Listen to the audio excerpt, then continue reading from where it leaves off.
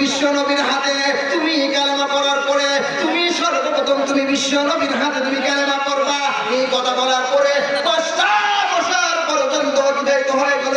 এমনকি এই স্বপ্নের ব্যাখ্যা উনার বিবির কাছেও বলে নাই, আত্মীয় স্বজন এমনকি তার বন্ধু বান্ধবের কাছেও এই কথা বলে নাই। 5টা বছর পরে আমাদের নবী বিশ্বনবী রাহমাতুল লিল আলামিনের দরবারে যখন আসলেন, ইয়া আবু বকর, আল্লাহ পাক রব্বুল আলামিন আমাকে নবুয়ত দিয়েছেন, তুমি নবুয়তের দাওয়াত গ্রহণ করো।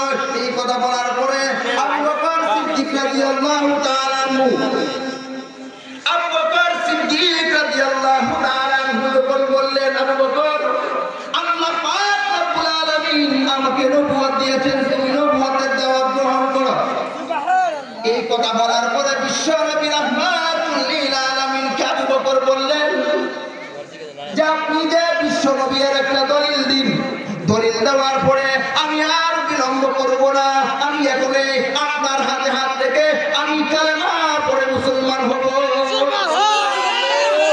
এই কথা বলার পরে আমাদের নবী বিশ্বনবী 1 নাম্বার কথা হলো এই স্বপ্ন দেখার পরে আবু বকর সিদ্দিক রাদিয়াল্লাহু তাআলা আনহু এই স্বপ্ন এমনকি তার বিবির কাছেও বলে নাই, আত্মীয় স্বজন এই কারো কাছে কিন্তু এই স্বপ্ন বলে নাই।